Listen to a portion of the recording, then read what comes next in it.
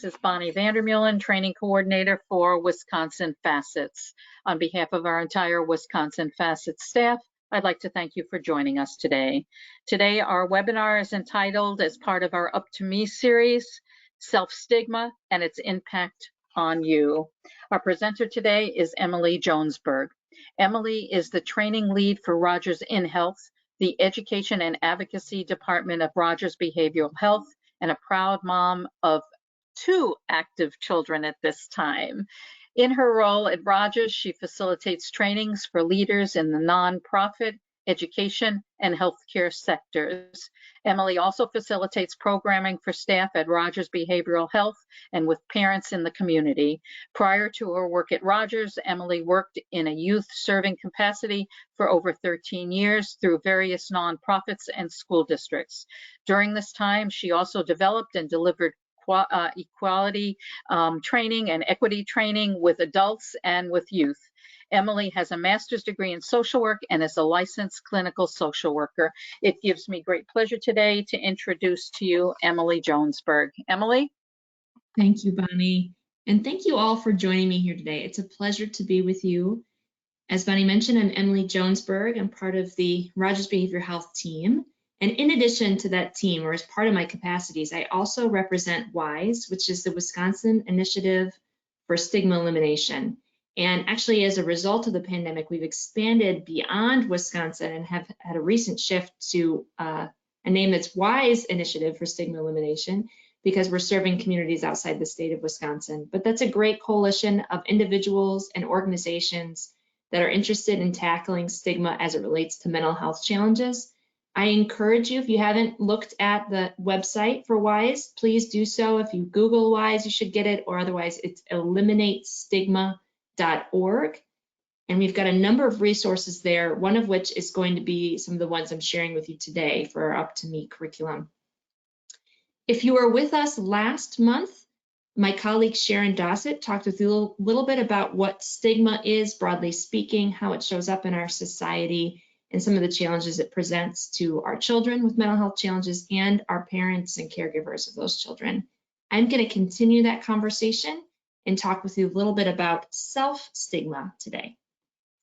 The 3 main parts I want to touch on is first to review a definition as it relates to stigma.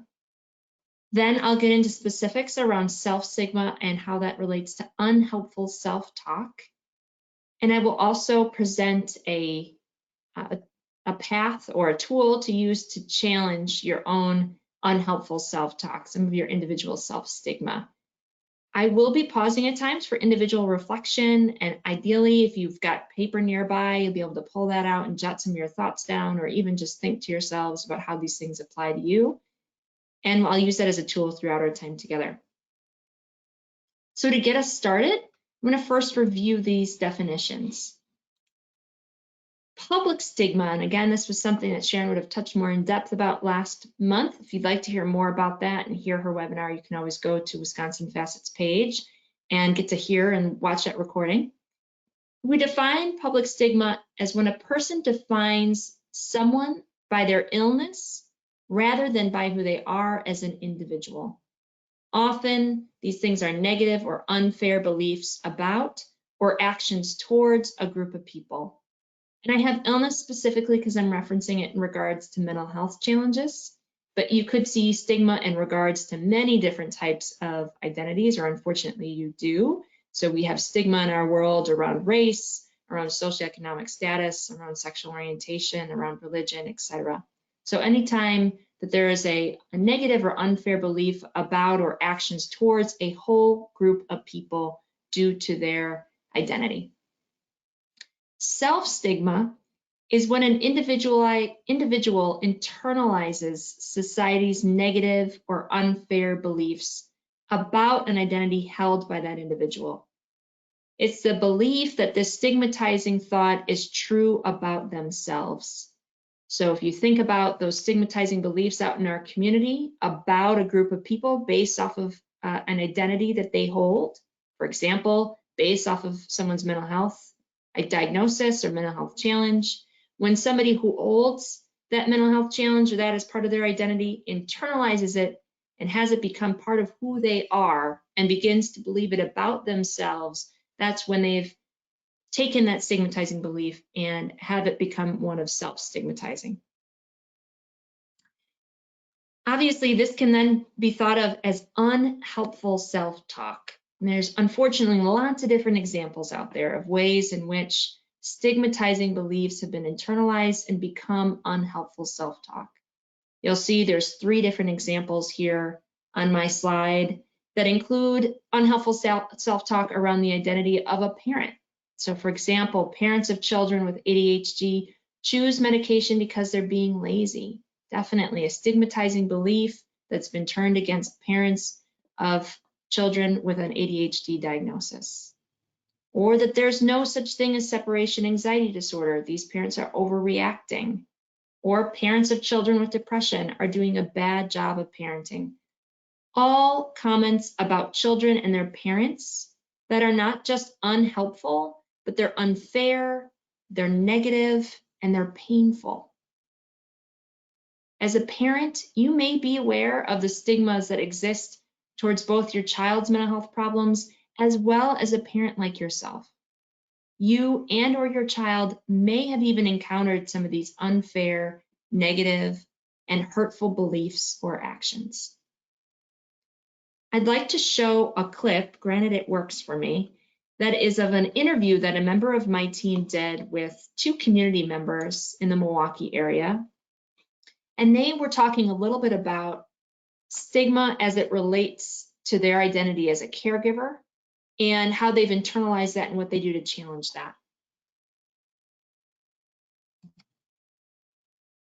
I hope to play 2 minutes of this piece here, and then we'll use it as we kind of talk about a tool to help challenge stigmatizing beliefs.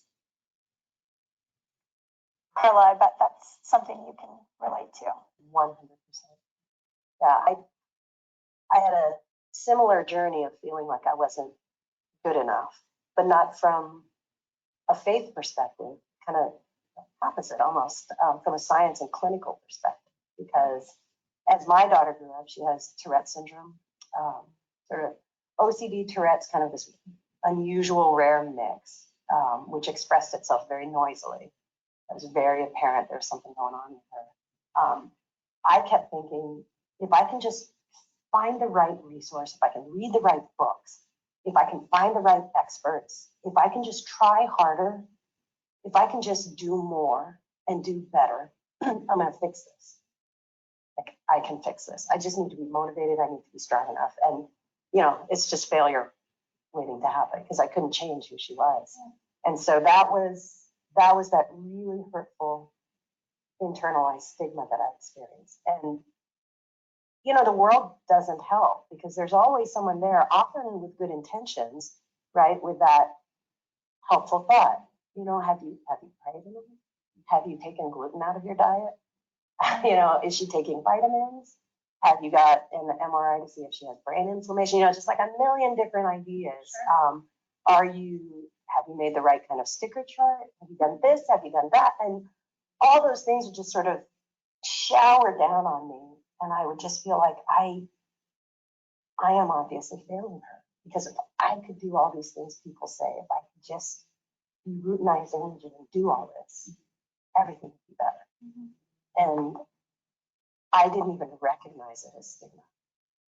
I just thought I was letting her down. That's new curriculum. So that was Carla telling us a little bit about what this looks like in her own experience. Some of the stigmatizing beliefs she's internalized about herself as a caregiver. If you really I'll point out what one of the things that stands out to me is she's really saying that if I just work hard enough, that I can fix my daughter. There's this belief that when her daughter isn't doing well, she's internalized that to believe it's because of her. It's because she's not doing enough. She's not working hard enough. She's not smart enough. She's not being a good parent. So a clear example for us of a way in which stigmatizing belief about a child with a mental health challenge and the way in which their parent has gone about to support them, that assumption that they haven't done enough that it's all on their shoulders as she's internalized it, and it's something she's really been working on challenging over time.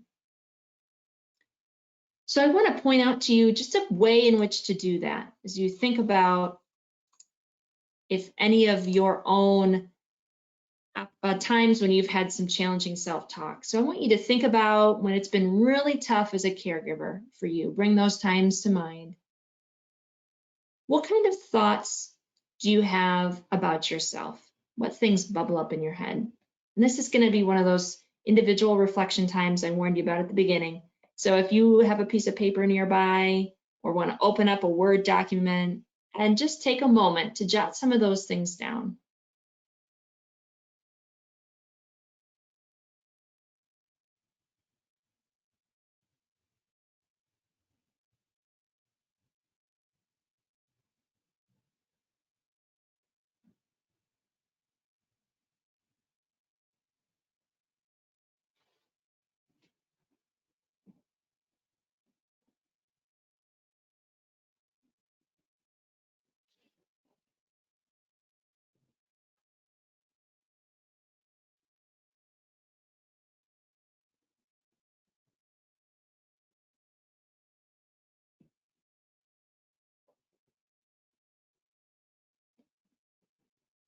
And as you review the items that you've gotten written down on your document or on your piece of paper, I want you to go through them and just circle any that you think may indeed be self-stigma, or at minimum be unhelpful self-talk, unhelpful self-beliefs, and circle those. And perhaps even underline one of them that you would like to use as we move through this model. And before I go into that, just a reminder about just like stigma that others hold about us, the ways in which we talk to ourselves, particularly as it relates to unhelpful self-talk and self-stigma, they're painful, they're unfair, and they're not helping us. This oftentimes not only painful and unfair and unhelpful to us, but can be to those that we support, we care for, our children in our lives. They very much, most likely, hear and see the way that we believe about ourselves, and they themselves may take that and internalize it and think about how they relate to their own part of their identity based off of the way in which we're speaking to ourselves. So if motivation wasn't there enough for us just to be kind to yourself, think of it too of the benefits it can have on your loved ones that you care for around you. And you are able to challenge some of these unhelpful self-talk and turn them around in a way that is more helpful, more positive, and less painful. There's going to be 5 different steps in our process for challenging the self-stigma. And I'm going to walk through each parts of these and I'm going to ask you to use that example that you just underlined, and I'll use one throughout our course together as well. All with the end goal coming to really challenging it and putting in place a counter or maybe even an affirmation, something that would be much more positive and supportive of ourselves that we can put in place instead of this self-stigmatizing belief, unhelpful self-talk. So our first one is really a clear statement of a hurtful attitude.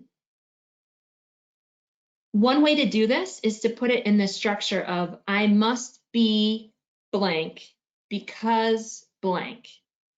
So for example, if I'm going to be using our unhelpful self-talk from earlier that was around parents of children with depression are doing a bad job of parenting. So let's say that that's going to be my unhelpful self-talk.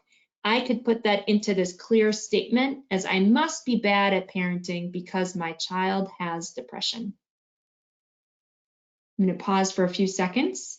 I'm going to ask you to create your own clear statement.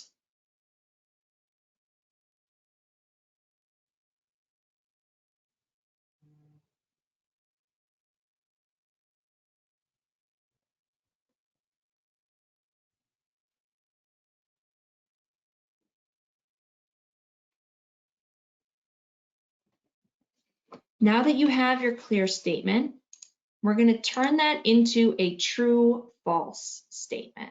Something about parents in general or caregivers in general, if you're approaching this not from a parent perspective, but for somebody from a perspective of someone who cares for others.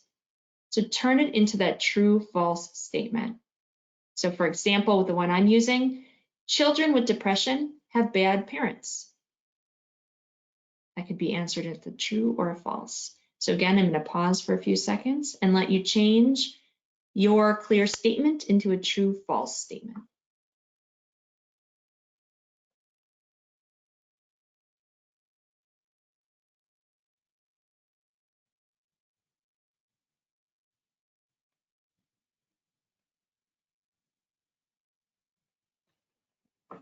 The next part we're going to do is around gathering evidence. So this is when you go out and you check your true false statement and you ask people that you care about, that you feel that you can trust, if they believe that's a true or false statement. So I would encourage you in this moment, if you would think about perhaps 2 to 3 people in your life that you know you can trust, that you would be comfortable checking this statement with, and just jot down those couple of names.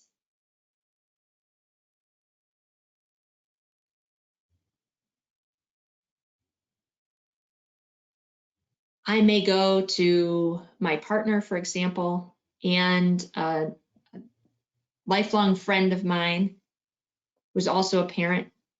And I would go to both of them and say, do you feel that children who have depression, it's because they have bad parents? That was my true false.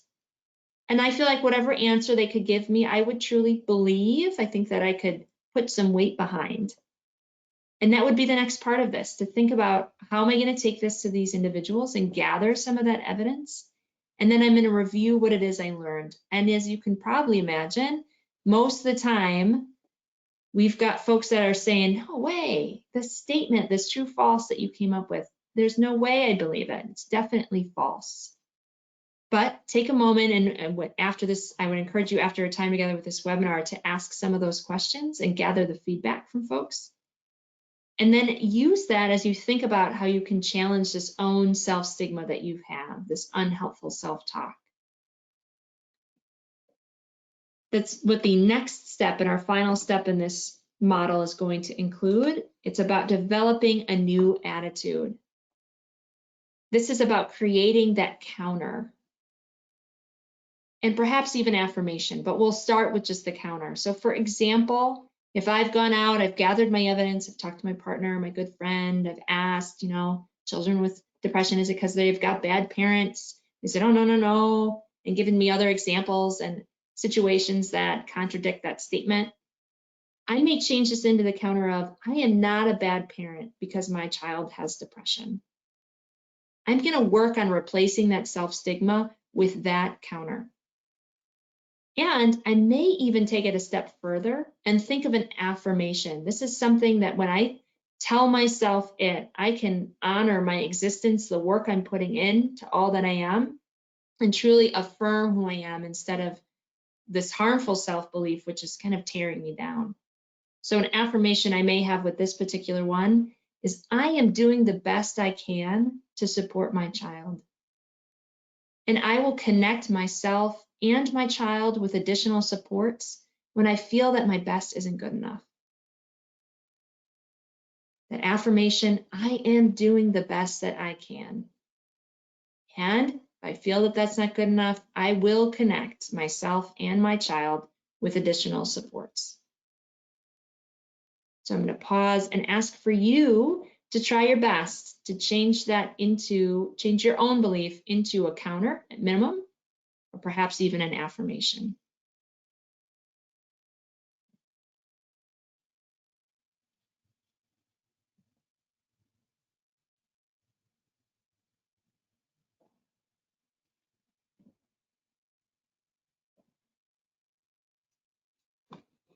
You'll see all 5 of these steps. There'll be opportunities throughout your day, I'm sure, if you're anything like me, many opportunities throughout the day to walk ourselves through these steps. We may find at times that even in gathering evidence, that we may know the answer right when we make it to a true false statement. We may know those loved ones so well that we can assume what it is they're going to say, and we may be able to move right into that developing a new attitude. So let yourself do that at times. play with this model in a way that best supports you. I also want to connect this back to another content piece we often talk about through our department at Rogers, and it's connected to compassion resilience, and that's of self-compassion. Self-compassion is very much part of this model. It's an opportunity or a tool, a mindset to use to challenge these unhelpful self-beliefs and to challenge self-stigma. So as you make mistakes or you fall short of an expectation, remind yourself to speak to yourself in a kind way, to practice the sense of self-kindness. It's okay. I did the best I can. I'll try again later. Also, remember the sense of common humanity. It is so important as we approach ourselves to remember that we are going to make mistakes. We are going to fall short of our own expectations, others' expectations, because we're human. And that's what humans do. We make mistakes. So when we do, best for us to remember that common humanity and not isolate ourselves and see ourselves as the only one who could fall short. And then finally, when it comes to self-compassion, as those challenging thoughts arise, those unhelpful ones, those self-stigmatizing beliefs, as they start to populate in our minds, do our best to put them aside, see them, let them pass. We don't want to cling to them and over-identify with them, have them become part of our identity. They're there in the moment and we can let them go. Similar to this process we just did, we can replace it with that counter and with that affirmation that we've worked on creating. The more that we're able to practice this level of self-kindness and remember our common humanity and be mindful of those self-stigmatizing beliefs and unhelpful self-beliefs and let them pass, the more likely we're going to be practicing self-compassion, the more well and fulfilled we will feel, and our loved ones will sense it as well. It'll be amazing modeling for them and how for them to approach any sort of shortcomings they may experience, mistakes they may encounter, to be forgiving to themselves along the way. So this is just a little snippet in our series, again, Challenging Self-Stigma.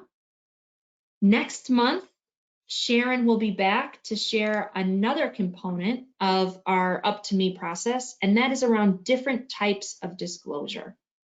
It's going to give those who attend an opportunity to explore the advantages and the disadvantages of all the different types of disclosures and encourage people to pick which type of disclosure works best for them, including no disclosure, which is one of the options. There's definitely times in our lives when not disclosing something about ourselves, our loved ones, is the right choice for us. In this next month's webinar, the goals or opportunities to explore during that time together is looking at the different types. You'll see them here: avoidance, secrecy, selective sharing, open sharing, and advocacy. And then again, looking at the pros and cons of each. I highly encourage you to join us next month in exploring that. And then we'll have 2 more times together before we finish out our series. And I welcome you to engage in those opportunities as well. If you have any questions about our content, for those who are watching the recording, here are our email addresses, both mine and Sharon's. I encourage you to reach out to us individually to ask. And for those who are part of our webinar space, I'm going to pause with our roughly 5 minutes left together here and see if anyone has any questions and get a chance to talk about those.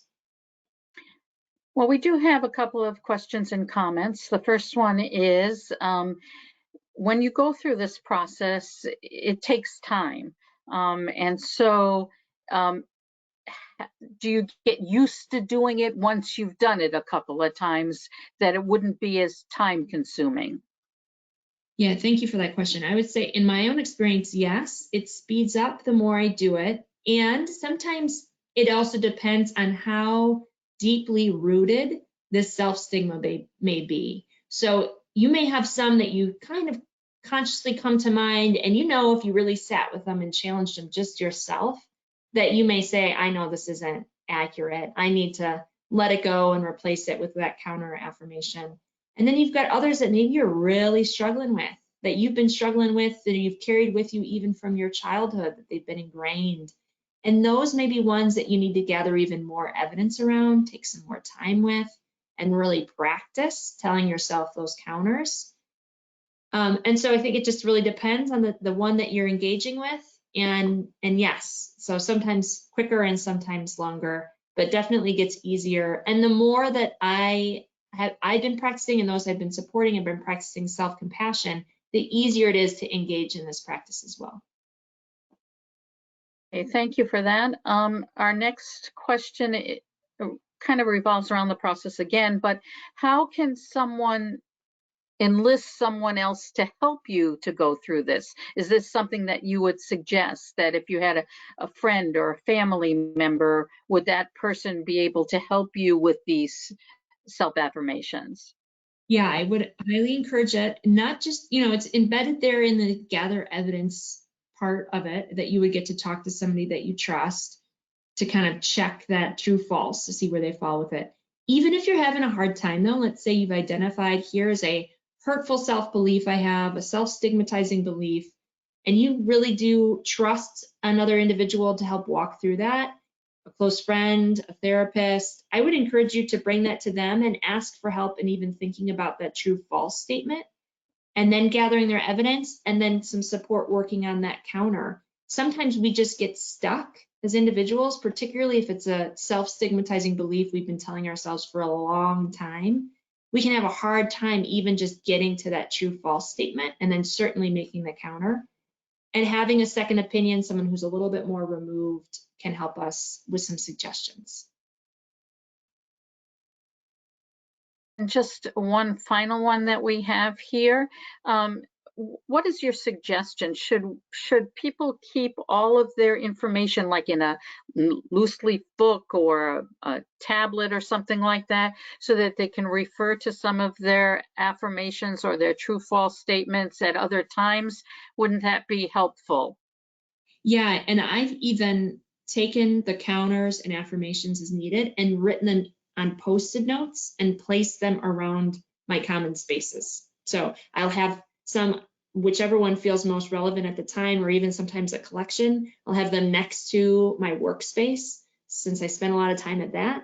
And there's times that I've even put it on a mirror in my bedroom, so I see it in the morning as I get ready. I've talked with other folks who have a bathroom that is their own, or even if it's shared, they're comfortable sharing affirmations with other people who use that bathroom, and they'll put those up in that space. I'd say particularly if it's a newer counter or newer affirmation that you're practicing on incorporating, having them in environments where you're going to see them regularly really helps with integration. And you'll find the more that you're seeing and using them, the more ingrained they're going to become, the more likely they're going to take away or take place of that self-stigmatizing belief. And you may need to reference that Post-it note less and less. I encourage you to go back to them as you can. And even when we do some group trainings, there's times when we will ask people if they're comfortable to share that counter or affirmation with the group in an anonymous way.